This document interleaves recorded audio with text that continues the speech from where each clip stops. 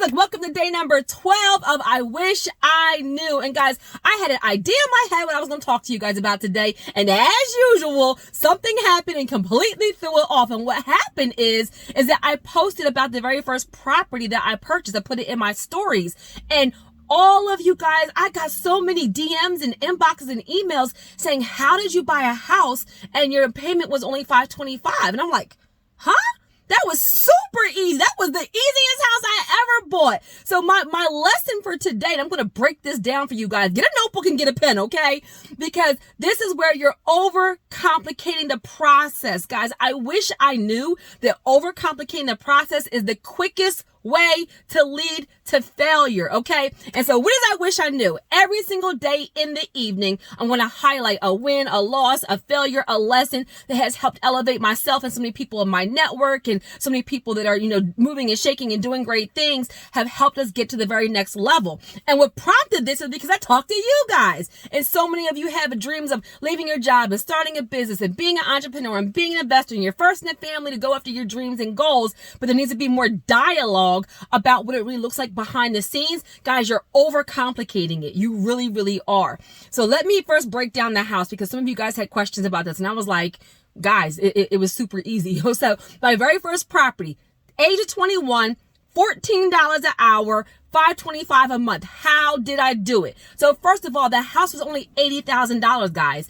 It was a 3-bedroom row home in Delaware County. It was not super expensive. It was $80,000. A traditional mortgage is for how long? 30 years.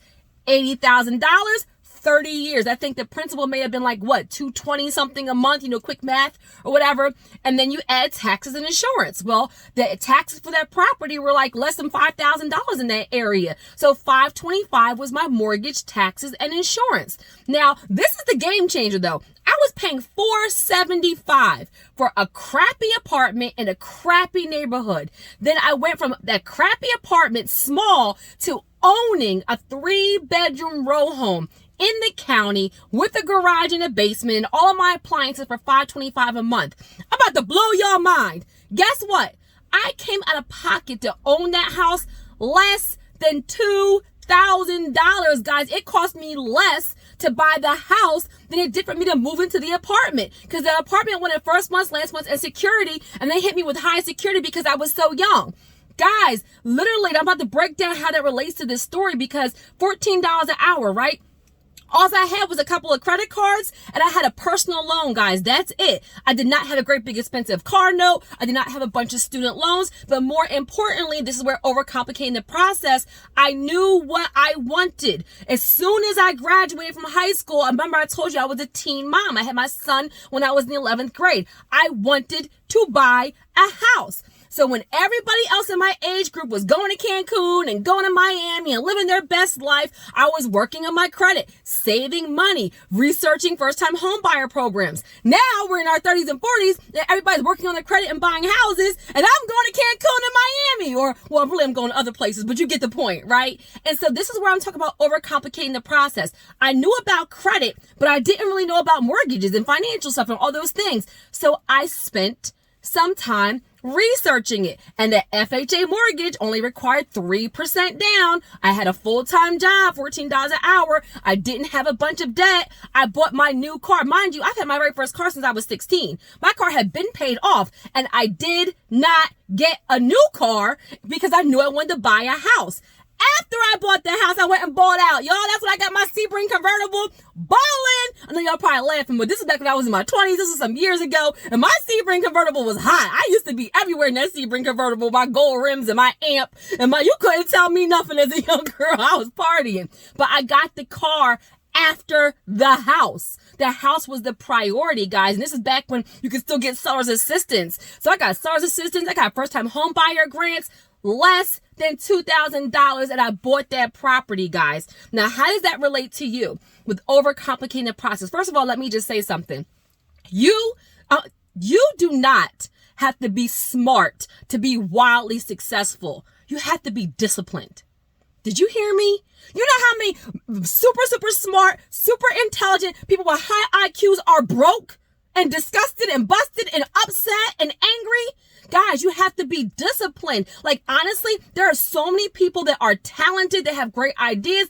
Talent is not like an uncommon thing. There's a lot of people who are talented. The people who are wildly successful and get to their goals are the people who are disciplined. So when everybody was partying, I was disciplined because I knew what my goal was. And then I spent the time to figure out what was the actionable items to get my house. That's where I want you guys to pay attention.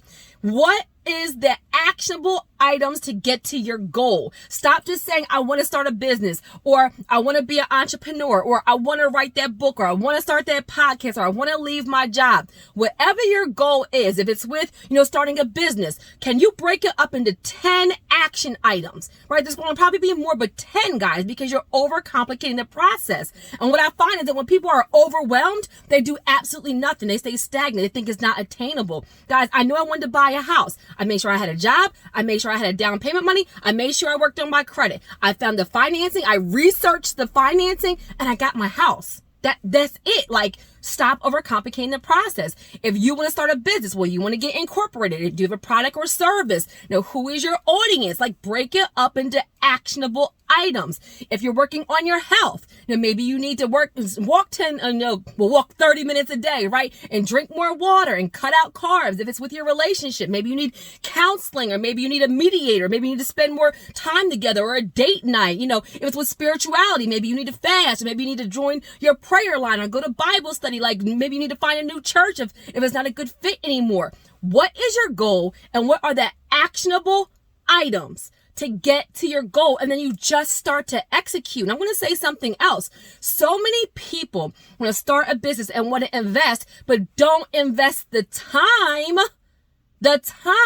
to actually learn about that field. Guys, it's risky to invest. It's risky to start a business. It's risky to do all those things when you're not educated about it. That's where the risk comes in. Guys, if you spend the time, can you read books? Can you get a coach? Can you invest in a course? Some people want to invest tens of thousands of dollars, and they watch 3 videos. And they want to know why they're overwhelmed, and why they're confused, and why it seems so complicated. You're overcomplicating the process, guys. You mitigate risk by getting education. Let me say it again. You mitigate, like you lower your risk by getting the education. Invest the time to learn about stocks and bonds, to learn about, real estate investing, learn about starting a business, and learn about entrepreneurship. Maybe it's infinite banking. Maybe it's cryptocurrency. Like, don't invest in something and you haven't invested the time, because that's why you're complicating the process and you're staying stagnant. So what is your goal? What are the actionable items? And then be disciplined. You don't have to be super smart to be successful. You have to be disciplined. And overcomplicating the process is the reason why most people fail, because you're doing too much. So what I want you to do, I wish I knew that these goals are so much more attainable than what it seems. All you need to do, guys, is really make a decision about what is it you're trying to do, and then break it up into steps and then execute. I wish I knew that it's not that complicated. You just need to be disciplined. Have a great day, guys.